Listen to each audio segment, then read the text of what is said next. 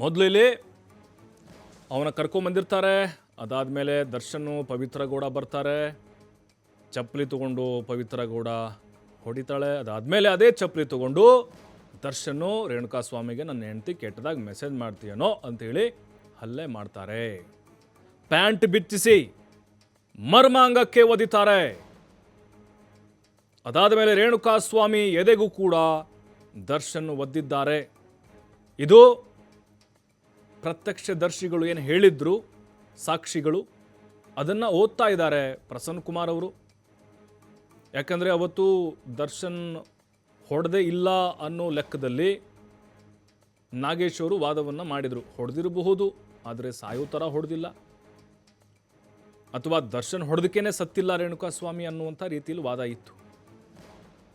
ಇದು ಮರ್ಮಾಂಗ ಏನಿದೆ, ಪ್ಯಾಂಟ್ ಬಿಚ್ಚಿಸಿ ದರ್ಶನ್ ಹೊಡೆದಿದ್ದಾರೆ ಆ ಭಾಗಕ್ಕೆ.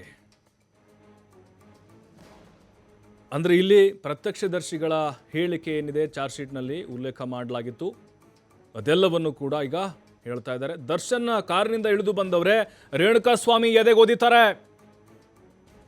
ದರ್ಶನ್ ಏನು ಮಾಡ್ತಾರೆ, ಸಡನ್ಲಿ ಕಾರಿಂದ ಇಳಿದು ಬಂದು ಎದೆಗೆ ಒದ್ದು ಬಿಡ್ತಾರೆ. ರೇಣುಕಾಸ್ವಾಮಿಯ ಪ್ಯಾಂಟ್ ಬಿಚ್ಚಿಸಿ ಪವನ್ ಕೈಯಲ್ಲಿ ಮೆಸೇಜ್ ಓದಿಸಿದ್ರು. ನೋಡಿ ಅವತ್ತೇನಾಯಿತು, ಶೆಡ್ನಲ್ಲಿ ಬಂದ್ರು ದರ್ಶನ್, ಪವಿತ್ರ ಗೌಡ, ಪ್ರದೋಷು, ವಿನಯು. ದರ್ಶನ್ ಕಾರಿಂದ ಇಳಿದು ಡೈರೆಕ್ಟ್ ಆಗಿ ಎದೆಗೆ ಒದಿತಾರೆ. ಆಗ ಅವನ ಫೋನ್ ತಗೊಂಡು ಅದನ್ನ ಪುನೀತ್ ಕೈ ಕೊಡ್ತಾರೆ. ಆ ಮೆಸೇಜ್ ಏನಿದೆ ಅದೆಲ್ಲವನ್ನು ಕೂಡ ಅವನ ಕಡೆಯಿಂದ ಒಂದೊಂದೇ ಓದಿಸೋಕೆ ಶುರು ಮಾಡ್ತಾರೆ. ನೋಡಿ, ಪವನ್ ಕೈಯಲ್ಲಿ ಪ್ಯಾಂಟ್ ಬಿತ್ತಿಸಿ ಮೆಸೇಜನ್ನು ಓದಿಸಿದ್ರು ಅಂತ ಹೇಳಿ ಪ್ರಸನ್ನ ಕುಮಾರ್ ಅವರು ಈಗ ವಾದ ಮಂಡಿಸ್ತಾ ಇದ್ದಾರೆ. ಸಾಕ್ಷಿಗಳ ಹೇಳಿಕೆಯ ಸಮೇತವಾಗಿ ವಾದವನ್ನು ಮಂಡಿಸ್ತಾ ಇದ್ದಾರೆ. ಪ್ರಬಲವಾದಂತಹ ವಾದ ಅಂತ ಹೇಳ್ಬೋದು ಇದು. ಅವತ್ತೇನಾಗಿತ್ತು ಶೆಡ್ನಲ್ಲಿ, ದರ್ಶನ್ ಅವ್ರ ಪಾತ್ರ ಏನಿದೆ ಅಂತ ನೋಡಿ. ಅವತ್ತು ತೋರಿಸಿದ್ರಲ್ಲ ಆ ಫೋಟೋಗಳು, ಅದೇನಾ? ಜಡ್ಜ್ ಕೇಳ್ತಾರೆ ಇದನ್ನ ಪ್ರಸನ್ನ ಕುಮಾರ್ ಅವ್ರಿಗೆ. ಅವತ್ತು ಫೋಟೋ ಇತ್ತಲ್ಲ, ರೇಣುಕಾಸ್ವಾಮಿದು ಫೋಟೋ ಇತ್ತಲ್ಲ, ಅದು ನಿತ್ರಾಣಾಗಿ ಬಿದ್ದಿದ್ದು, ಮಲಗಿದ್ದು, ಅವನು ಬೇಡ್ಕೊಳ್ಳೋದು, ಒಂದೆರಡು ಫೋಟೋ ಇದ್ದಲ್ಲ, ಅದು ಹೌದಾ, ಇದು ಅದಕ್ಕೆ ಸಂಬಂಧಪಟ್ಟಿದ್ದ ಇದು ಅಂತ ಜಡ್ಜ್ ಇಲ್ಲಿ ಪ್ರಸನ್ನ ಕುಮಾರ್ ಅವ್ರಿಗೆ ಪ್ರಶ್ನೆ ಮಾಡ್ತಾರೆ. ನೋಡಿ, ಅವತ್ತು ತೋರಿಸಿದ್ರಲ್ಲ ಫೋಟೋಗಳು, ಅದೇನಾ ಅದು ನೀವು ಹೇಳ್ತಿದ್ರಲ್ಲ? ಪವಿತ್ರ ಗೌಡನ ಬಿಟ್ಟು ಬರುವಂತೆ ಪವನ್ಗೆ ದರ್ಶನ್ ಸೂಚಿಸಿದ್ರು. ನೋಡಿ, ಪವಿತ್ರಂದಿಲ್ಲಿ ಎಂಡ್ ಆಯ್ತು. ಪವಿತ್ರ ಗೌಡನ ಬಿಟ್ಟು ಬಂದಾಗ್ಲೂ ದರ್ಶನ್ ಹೊಡಿತಾ ಇದ್ರು. ಇಲ್ಲಿ ಪವಿತ್ರ ಗೌಡ ಏನಿದ್ದಾರೆ, ಆಕೆ ಚಪ್ಪಲಿ ತೊಗೊಂಡು ಹೊಡಿತಾಳೆ, ದರ್ಶನ್ ಚಪ್ಪಲಿ ತೊಗೊಂಡು ಹೊಡಿತಾರೆ. ಅದಾದ್ಮೇಲೆ ಅವ್ನ ಫೋನ್ ಕಸ್ಕೊಂಡು ಆ ಮೆಸೇಜ್ನ ಪವನು ಅವ್ನ ಪ್ಯಾಂಟ್ ಬಿಚ್ಚಿ ಅವನ ಕೈಯಲ್ಲಿ ಮೆಸೇಜ್ ಓದಿಸೋಕೆ ಶುರು ಮಾಡ್ತಾರೆ. ಅದಾದ ಮೇಲೆ ಜಡ್ಜ್ ಪ್ರಶ್ನೆ ಮಾಡ್ತಾರೆ, ಅವತ್ತು ಫೋಟೋ ಇತ್ತಲ್ಲ, ಅವನದು ಮೈ ಮೇಲೆ ಬಟ್ಟೆ ಇರಲಿಲ್ಲ, ಅವತ್ತು ಹೌದು ಅಂತ ಹೇಳ್ತಾರೆ ಈಗ ಪ್ರಸನ್ನ ಕುಮಾರ್ ಅವರು. ಪವಿತ್ರ ಗೌಡನ ಬಿಡೋಕ್ಕೆ ಪವನ್ ಹೇಳ್ತಾರೆ, ಸೂಚನೆ ಕೊಡ್ತಾರೆ, ಅವ್ನು ಬಿಟ್ಟು ಬರ್ತಾನೆ. ಆದರೂ ದರ್ಶನ್ನು ಹೊಡಿತಾನೇ ಇರ್ತಾರೆ. ಇದು ಪ್ರಸನ್ನ ಕುಮಾರ್ ಅವರ ವಾದ, ನೀವೇನು ನೋಡ್ತಾ ಇದ್ದೀರಿ. ಯಾಕಂತಂದರೆ ಚಾರ್ಜ್ ಶೀಟ್ನಲ್ಲಿ ಇವೆಲ್ಲ ಅಂಶಗಳನ್ನು ಉಲ್ಲೇಖ ಮಾಡಿದ್ದಾರೆ ಪೊಲೀಸರು. ಅವತ್ತು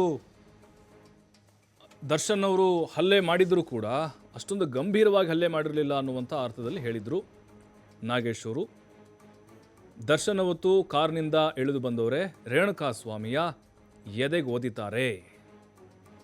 ಪುನೀತ್ ಆಗಿರ್ಬೋದು, ಅಲ್ಲಿ ಸಾಕ್ಷಿಗಳಾಗಿರ್ಬೋದು, ಇವರೆಲ್ಲ ಏನು ಹೇಳಿದರು, A6, A7, A8 ಜೊತೆ ದರ್ಶನ್ ಫೋಟೋ ತೆಗೆಸ್ಕೊಂಡಿದ್ದಾರೆ. ನೋಡಿ, ಅಲ್ಲಿ ರವಿಶಂಕರ್, ಅನುಕುಮಾರು ಅವತ್ತು ತೋರಿಸಿದ್ರಲ್ಲ ಫೋಟೋಗಳು, ಅದೇನಾ?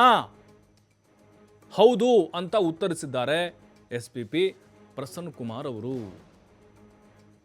ಇಲ್ಲಿ ಅನುಕುಮಾರ್ ಆಗಿರ್ಬೋದು, ರವಿಶಂಕರು, ಆಮೇಲೆ ಜಗ್ಗ. ನೋಡಿ ಈ ಫೋಟೋ ನೋಡಿ, ಈ ಫೋಟೋದ ಬಗ್ಗೆ ಈಗ ಜಡ್ಜ್ ಅವರು ಪ್ರಸನ್ನ ಕುಮಾರ್ ಅವ್ರಿಗೆ ಪ್ರಶ್ನೆ ಕೇಳಿದ್ದಾರೆ. ನೋಡಿ, ಈ ಫೋಟೋ ಅವತ್ತು ತೋರಿಸಿದ್ರಲ್ವಾ, ಅದಿದೇನಾ ಅಂತ ಕೇಳ್ತಾರೆ. ಅಂದರೆ ಶೆಡ್ ಒಳಗಡೆದು ಫೋಟೋ ತೆಗೆಸ್ಕೊಂಡಿದ್ದಾರೆ 3 ಮಂದಿ ಜೊತೆಗೂ. ಈಗಾಗಲೇ ಜಡ್ಜ್ ಅವರು ಕೂಡ ಇದನ್ನು ನೋಡಿದ್ದಾರೆ. ಅವತ್ತು ತೋರಿಸಿದ್ರಲ್ಲ ಫೋಟೋ ಇದೇನಾ ಅಂತ, ಹೌದು ಅಂತ SVP ಪ್ರಸನ್ನ ಕುಮಾರ್ ಅವರು ಉತ್ತರಿಸಿದ್ದಾರೆ. ಅಂದರೆ ದರ್ಶನ್ ಅವರು ಶೆಡ್ಡಲ್ಲಿ ಇದ್ರು ಅನ್ನೋದಕ್ಕೆ ಇದು ಬಲವಾದ ಸಾಕ್ಷಿಗಳು ಅಂತ ಆವಾಗಲೇ ನಮಗೆ, ಅಂದರೆ ಆ ಫೋಟೋಗಳು ರಿಲೀಸ್ ಆದಮೇಲೆ ಕೂಡ ಪೊಲೀಸರು ಇದಕ್ಕೆ ಸಂಬಂಧಪಟ್ಟಂಗೆ ಆ ಅಂಶಗಳನ್ನು ಕೂಡ ಚಾರ್ಜ್ ಶೀಟ್ನಲ್ಲಿ ಕೆಲವೊಂದಿಷ್ಟು ಅಂಶಗಳನ್ನು ಉಲ್ಲೇಖ ಮಾಡಿರಲಿಲ್ಲ. ಆದರೆ ಅದಾದಮೇಲೆ ಗೊತ್ತಾಯಿತು. ಈಗ ಫೋಟೋದ ಬಗ್ಗೆ ಕೇಳ್ತಾರೆ ಜಡ್ಜ್ ಅವರು. ಅದಕ್ಕೂ ಕೂಡ ಪ್ರಸನ್ನ ಕುಮಾರ್ ಅವರು ಹೌದು, ಆವತ್ತು ತೋರಿಸಿದಂಥ ಫೋಟೋಗಳು ಇದೇ 3 A6 A7 A8 ಅಲ್ಲಿ ಜಗ್ಗ, ಅನುಕುಮಾರ್ ಇವರು 3 ಜನ ಇದ್ದರು, ಚಿತ್ರದುರ್ಗದಿಂದ ಬಂದಿದ್ದರು, ಅವನ್ನ ಎತ್ತಾಕೊಂಡು ಅವ್ರ ಫೋಟೋ ಇದು. ಪ್ರಸನ್ನ ಕುಮಾರ್ ಅವರ ವಾದ, CV ನಾಗೇಶ್ವರ ಪ್ರತಿಯೊಂದು ವಾದಕ್ಕೂ ಕೌಂಟರ್ ಕೊಡ್ತಾ ಇದ್ದಾರೆ. ಬಾಡಿ ಶಿಫ್ಟ್ ಮಾಡುವ ಉದ್ದೇಶದಿಂದ ಪ್ಯಾಂಟ್ ಬದಲಿಸಿದ್ದಾರೆ. ಇದಕ್ಕೆ ಪೂರಕವಾಗಿ A8 ಆರೋಪಿ ಹೇಳಿಕೆಯನ್ನು ಕೊಟ್ಟಿದ್ದಾನೆ. ಅಂದರೆ ಬಾಡಿ ಶಿಫ್ಟ್ ಮಾಡಲಿಕ್ಕೋಸ್ಕರ ನೋಡಿ, A8 ಡ್ರೈವರ್ ಪ್ಯಾಂಟ್ ಮಾತ್ರ ಬದಲಾಗಿದೆ, ಪ್ಯಾಂಟ್ ಬೇರೆ ಶರ್ಟ್ ಬೇರೆ ಎಂದು ನಾಗೇಶ್ ವಾದವನ್ನ ಮಾಡಿದ್ರು. ಅವತ್ತು ಬಾಡಿ ಶಿಫ್ಟ್ ಮಾಡುವ ಉದ್ದೇಶದಿಂದಲೇ ಪ್ಯಾಂಟನ್ನು ಬದಲಿಸಿದ್ದಾರೆ. ಇದಕ್ಕೆ ಸಂಬಂಧಪಟ್ಟಂಗೆ A8 ಹೇಳಿಕೆಯನ್ನು ಕೊಟ್ಟಿದ್ದಾನೆ. A8 ಡ್ರೈವರ್ ಪ್ಯಾಂಟ್ ಮಾತ್ರ ಬದಲಾಗಿದೆ. ಅಂದರೆ ಇವತ್ತು ಗಾಡಿ ಓಡಿಸ್ತಾ ಇದ್ದವನು ಜಗ್ಗು, ಪ್ಯಾಂಟ್ ಬೇರೆ ಶರ್ಟ್ ಬೇರೆ. ಅಂದರೆ ರವಿ ಅಂಥೇಳಿ, ರವಿಶಂಕರ್ ಅಂತ ಅವತ್ತು ಗಾಡಿ ಓಡಿಸ್ತಾ ಇದ್ದವನು ಅವನೇ. ಹಾಗಾಗಿ ಇಲ್ಲಿ ನಾಗೇಶ್ವರ್ ಏನು ವಾದ ಮಾಡಿದ್ರು, ಪ್ಯಾಂಟ್ ಬೇರೆ ಶರ್ಟ್ ಬೇರೆ ಅಂಥೇಳಿ. ಬಾಡಿ ಶಿಫ್ಟ್ ಮಾಡುವಂಥ ಉದ್ದೇಶಕ್ಕೋಸ್ಕರ ಅಲ್ಲಿ ಬಟ್ಟೆಯನ್ನು, ಅಂದರೆ ಪ್ಯಾಂಟ್ ಮಾತ್ರ ಬದಲಾಗಿದೆ.